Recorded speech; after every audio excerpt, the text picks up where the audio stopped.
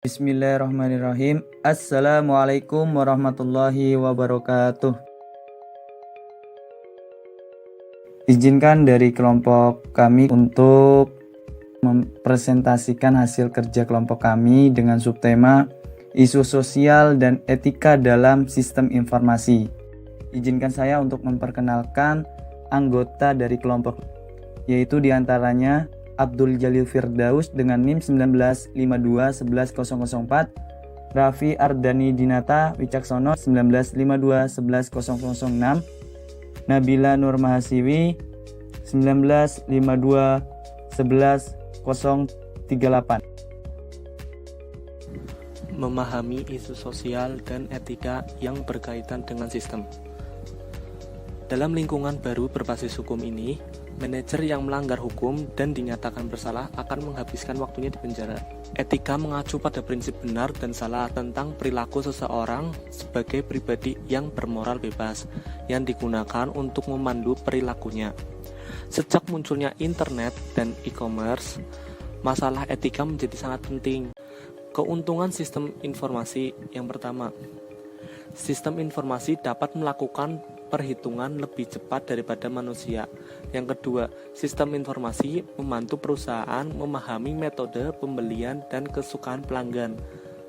Yang ketiga, sistem informasi meningkatkan efisiensi melalui ATM, layanan telepon, atau pesawat udara.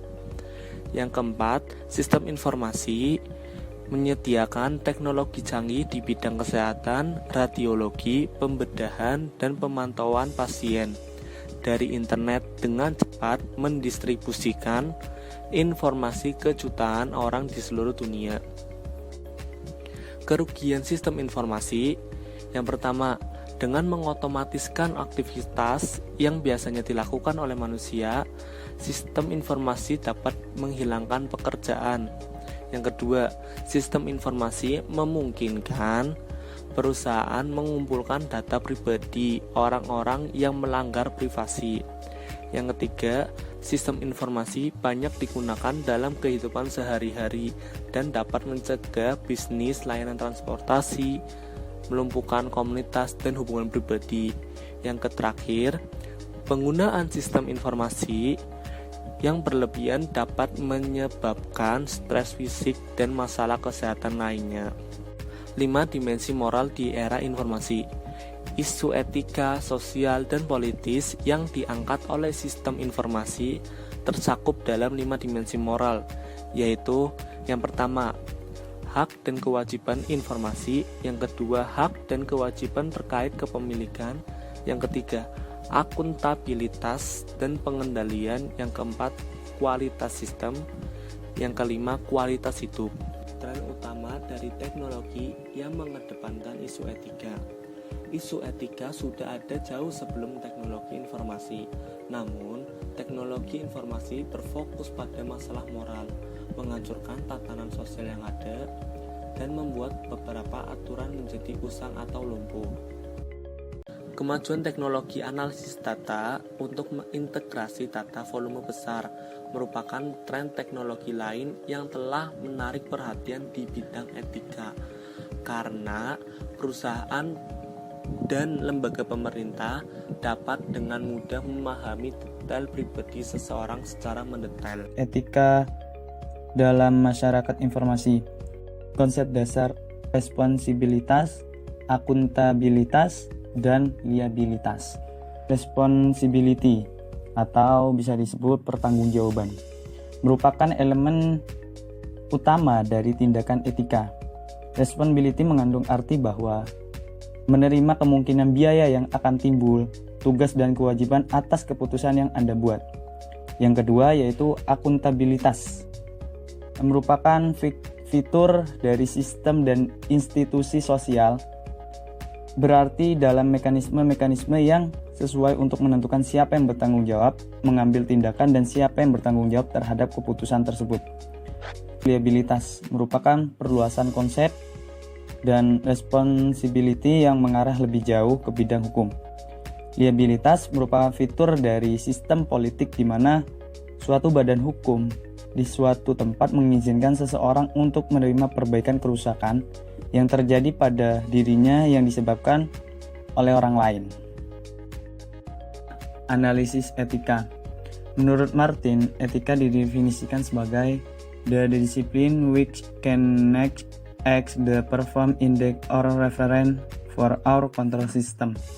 Etika akan memberikan semacam batasan maupun standar yang akan mengatur pergaulan manusia di dalam kelompok sosialnya.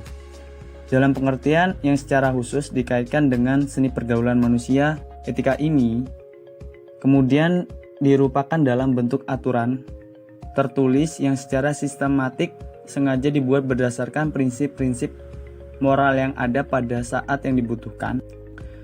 Perkataan etika atau lazim juga disebut etik, berasal dari kata Yunani ethos yang berarti norma-norma, nilai-nilai, kaidah-kaidah, dan ukuran-ukuran bagi tingkah laku manusia yang baik. Seperti yang dirumuskan oleh beberapa ahli sebagai berikut. Der S.O.P. Simon Rankir, etika atau etik sebagai pandangan manusia dalam berperilaku menurut ukuran dan nilai yang baik. Dan menurut Drs. Siddiq Gajalba, dalam sistematika filsafat, etika adalah teori tentang tingkah laku perbuatan manusia dipandang dari segi baik dan buruk sejauh yang dapat ditentukan oleh akal. Sedangkan menurut Drs. Haji Burhanuddin Salam, etika adalah cabang filsafat yang berbicara mengenai nilai dan norma moral yang menentukan perilaku manusia dalam kehidupannya. Prinsip-prinsip utama etika profesional. Pekerjaan yang dilakukan sebagai kegiatan pokok untuk menghasilkan nafkah hidup dan yang mengandalkan suatu keahlian. Profesional adalah orang yang mempunyai profesi atau pekerjaan pernah waktu dan hidup dari pekerjaan itu dengan mengandalkan suatu keahlian yang tinggi. Prinsip-prinsip etika profesi diantaranya adalah prinsip tanggung jawab, prinsip keadilan, prinsip otonomi, prinsip integritas moral, standar teknis, kepentingan publik, rahasiaan, objektivitas, dan kompetensi. Beberapa dilema etika dalam dunia nyata. Sistem informasi telah menciptakan dilema etika yang baru, yang salah satunya berupa rangkaian kepentingan yang paling berseteru satu sama lain. Sebagai contoh, banyak perusahaan telepon berskala besar di Amerika Serikat menggunakan teknologi informasi untuk mengurangi jumlah tenaga kerja. Perangkat lunak mengenal suara mengurangi kebutuhan operator manusia yang memungkinkan komputer mengenali respons pelanggan lewat serangkaian pertanyaan terkomputerisasi. Dimensi moral dalam sistem informasi.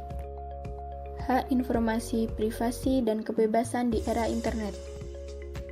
Privasi atau privacy merupakan hak seseorang untuk memilih hidup sendiri, lepas dari pengawasan atau campur tangan pihak lain, organisasi, dan negara, yang mana dilindungi oleh konstitusi di Amerika Serikat, Kanada, dan Jerman, dengan berbagai cara yang berbeda serta di negara lainnya, melalui berbagai undang-undang, dan disusun berdasarkan aturan hidup yang disebut praktik informasi yang adil atau fair information. Eropa menginstruksikan tentang perlindungan data yang berbeda dengan Amerika Serikat, di mana Eropa tidak mengizinkan perusahaan mengakses informasi seseorang tanpa sepengetahuan orang yang bersangkutan, serta adanya peraturan baru yang mengatur penggunaan cookies pada pihak ketiga dengan tujuan untuk melacak perilaku pengguna web. Informasi yang dikirim pada jaringan luas ini akan melewati berbagai macam sistem berbeda yang dapat memantau, menangkap, dan menyimpan setiap pertukaran informasi yang melewatinya.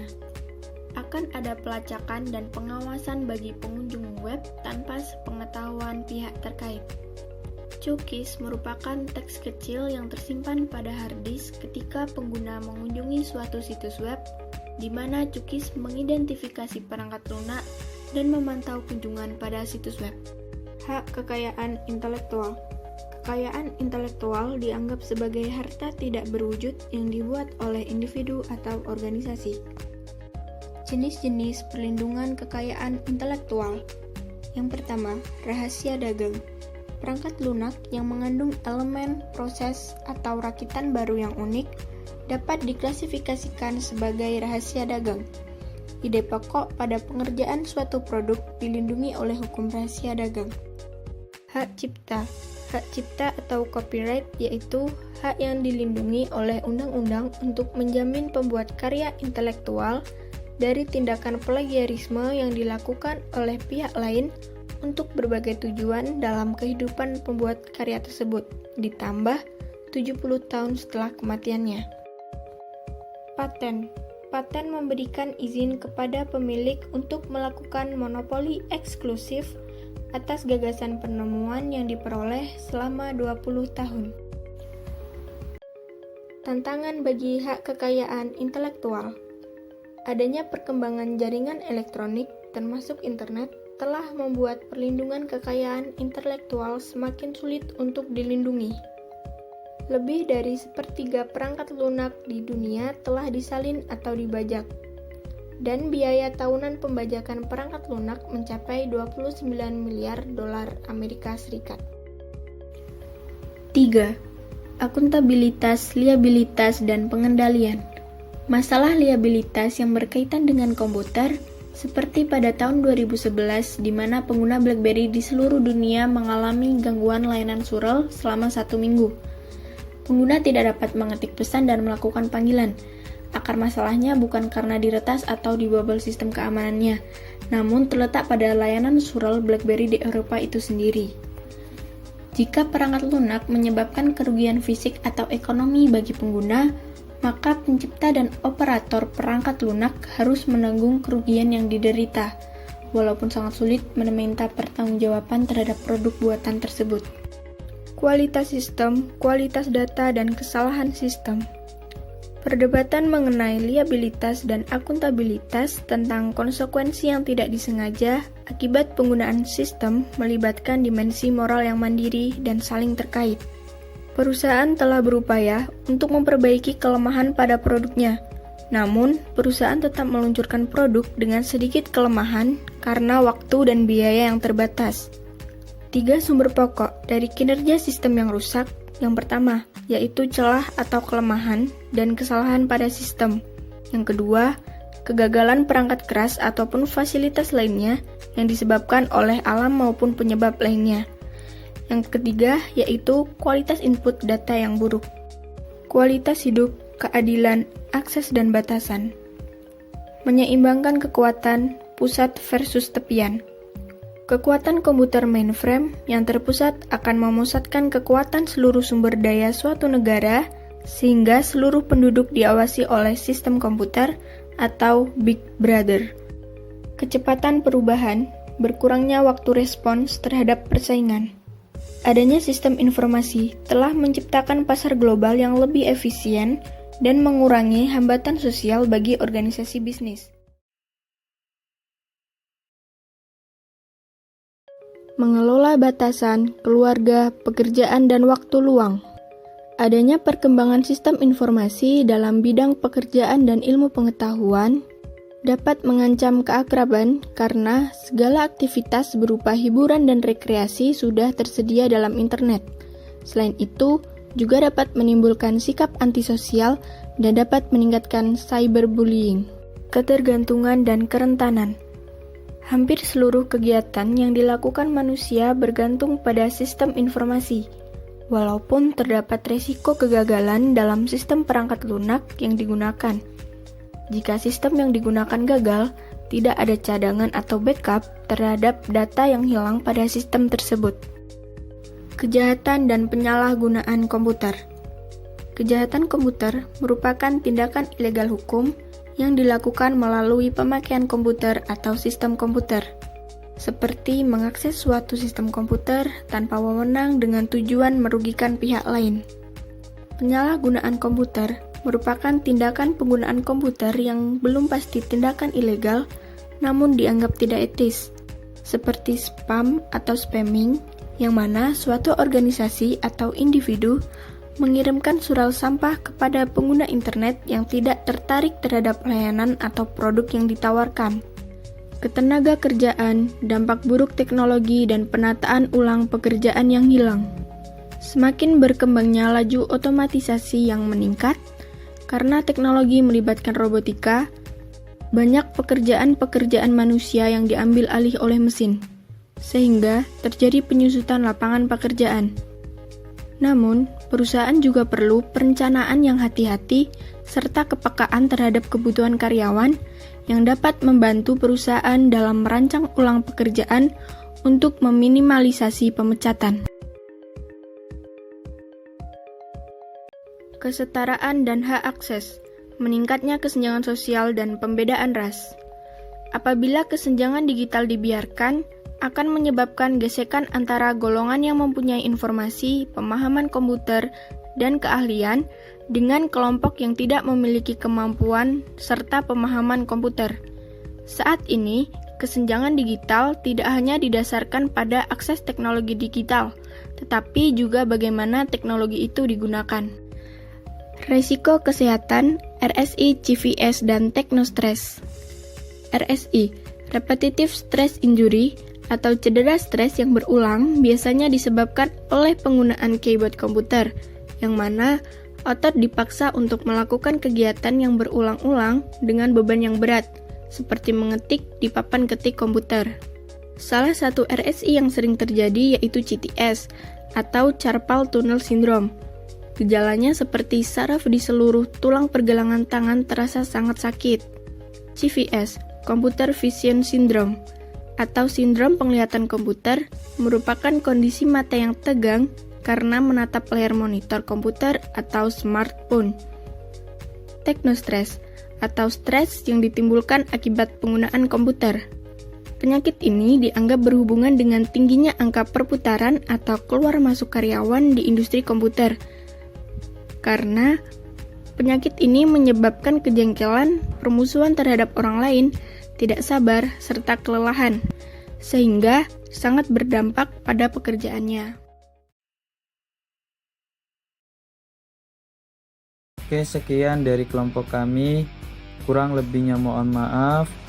Bila ada salah kata atau perbuatan dari kelompok kami, mohon dimaafkan. Wallahu muwaffiq ila aqwamit thoriq. Wassalamualaikum warahmatullahi wabarakatuh.